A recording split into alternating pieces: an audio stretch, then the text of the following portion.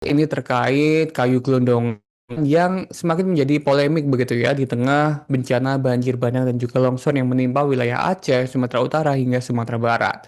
Ini kemarin Kementerian Kehutanan sempat menyebut bahwa kayu gelondongan yang terbawa arus begitu ya di banjir di wilayah Sumatera ini merupakan pohon yang tumbang karena terbawa banjir ataupun tanah longsor.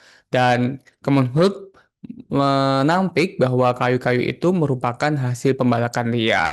Nah, terbaru ini akhirnya ada yang cukup menarik perhatian di mana Bupati Tapanuli Selatan ini akhirnya belak-belakan mengungkapkan bahwa pihak Kementerian Kehutanan ini ternyata sudah kembali memberikan izin penebangan hutan pada bulan Oktober 2025 atau beberapa minggu sebelum banjir dan juga tanah longsor melanda wilayah Sumatera. Jadi memang keberadaan gelondongan kayu di tengah bencana banjir dan longsor di Sumatera Utara ini makin kencang di buah bibir di ruang publik begitu Tribuners.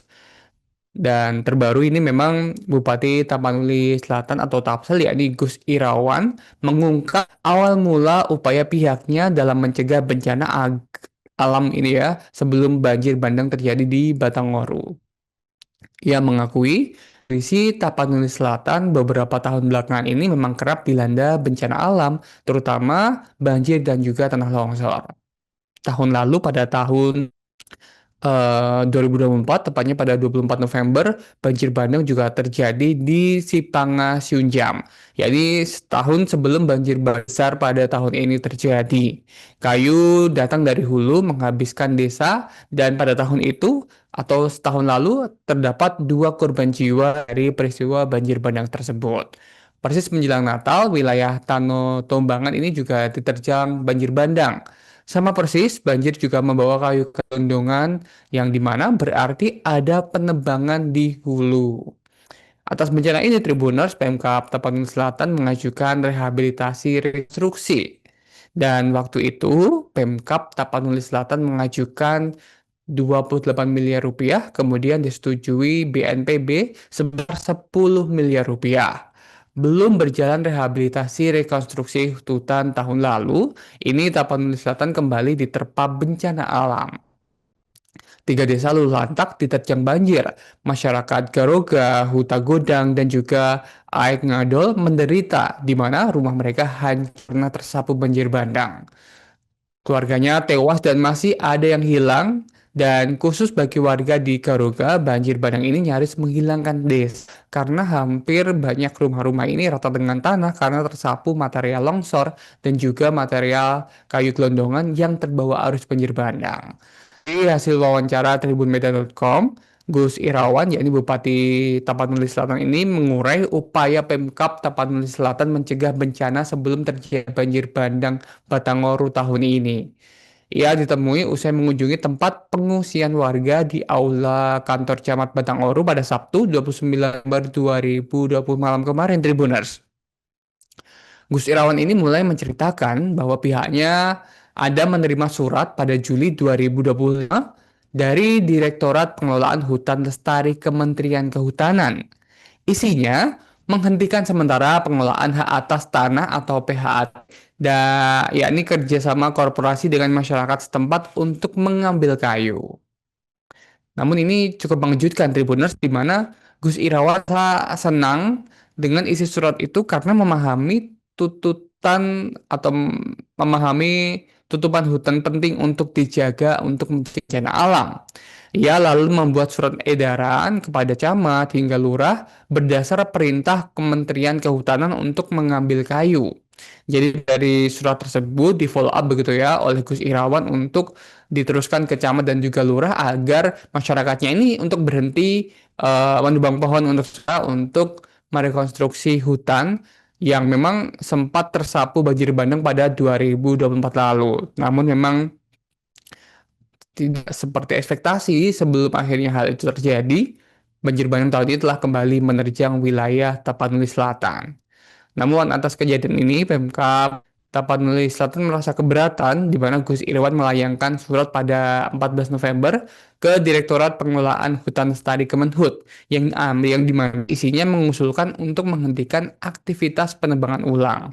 Jadi surat ini dikirimkan Gus Irawan karena Gus Irawan ini terkejut tiba-tiba setelah bulan Juli perintah untuk penghentian aktivitas penebangan ini dikeluarkan oleh Kementerian Kehutanan. Pada Oktober, hanya hitungan bulan, ini muncul instruksi baru di mana Gus Irawan mengakui bahwa pada sekitar bulan Oktober lalu kembali dibuka izin penebangan hutan di wilayah Tapanuli Selatan. Jadi Gus Irawan ini cukup terkejut dalam pengakuannya setelah instruksinya ini belum maksimal untuk diterapkan di wilayah-wilayah Tapanuli Selatan, malah muncul perintah baru, maksudnya izin baru begitu ya, terkait penebangan pohon-pohon di wilayah Tapanuli Selatan. Atas peristiwa ini, Pemkab Tapanuli Selatan merasa keberatan begitu ya, karena memang ini kondisi alamnya disebutkan sudah cukup parah kerusakannya sehingga memang dibutuhkan untuk rekonstruksi hutan begitu. Namun pihak Kementerian Kehutanan meluncurkan atau mengeluarkan izin penebangan pohon ini bisa dilakukan di wilayah tersebut. Gus Irawan melayangkan surat pada 14 November ke Direktorat Pengelolaan Hutan Lestari Kemenhut yang isinya mengusulkan untuk menghentikan aktivitas penebangan hutan seperti perintah atau instruksi pada surat dikeluarkan pada Juli 2025 dari Direktorat Pengelolaan Hutan Lestari Kementerian Kehutanan.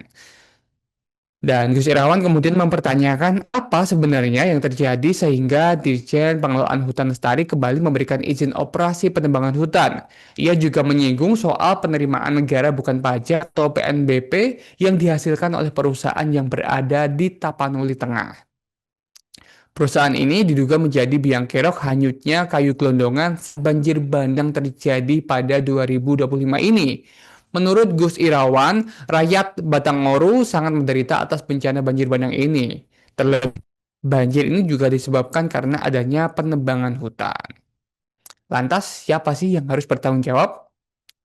Jadi memang masih membingung ya siapa yang menjadi eh, pihak yang bertanggung jawab atas banjir bandang di Batanghoro ini. Dari pengakuan warga, asal kayu gelondongan banjir bandang Batang ini diduga dari sebuah desa di Tapanuli Tengah. Disebutkan ada aktivitas penebangan hutan di sana di mana kayu-kayu yang layak akan diambil, sedang yang tidak layak ini dibiarkan sehingga menumpuk menjadi sampah dan ketika banjir bandang ini terjadi, sampah-sampah potongan kayu itu akhirnya hanyut terbawa hingga ke air. Ia mengaku mendapati hal yang kontradiktif pada satu kementerian, yakni Direktorat Konservasi Sumber Daya Alam yang bertujuan menjaga hutan dan Direktorat Pengelolaan Lestari Kementerian Kehutanan, di mana kedua direktorat ini menurutnya punya tupoksi saling tarik-menarik. Sepemahaman Gus Irawan yang namanya Kementerian Kehutanan tugasnya memang sudah pasti menjaga hutan. Atas hal ini ia bertanya, berapa nilai BNPB yang masuk ke kas negara dibanding dengan kerugian bencana banjir bandang di Batanghoro? Dan pada momen ini Gus Irawan kembali menyoroti peran Direktorat Pengelolaan Hutan Lestari jika kejadian seperti ini berulang kembali dan sudah layak meluruskan keberadaan hutan lestari. Ia menambahkan, izin yang diberikan Direktorat Pengelolaan Hutan Lestari memang bukan di kawasan hutan, tapi harusnya mempertimbangkan keberadaan satwa langka, termasuk ekosistem orang utan Tapanuli, maksud kami orang utan Tapanuli di Batanghoro. Dan untuk diketahui Tribuners, data terbaru dari Badan Nasional Penanggulangan Bencana atau BNPB, pada Minggu 30 November 2025, korban meninggal dunia di Sumatera Utara sendiri sudah mencapai sebanyak 172 orang. Kepala BNPB Lejen TNI Suharyanto mengatakan di Sumatera Utara saat ini ada 147 orang yang masih dilaporkan hilang. Kepala BNPB Lejen Suharyanto menyebut saat ini listrik dan air di lokasi bencana relatif sudah pulih. Meski begitu, ia tak menampik masih banyak lokasi yang masih terputus untuk aliran listrik dan juga suplai air. Download Tribun X sekarang, menghadirkan lokal menjadi Indonesia.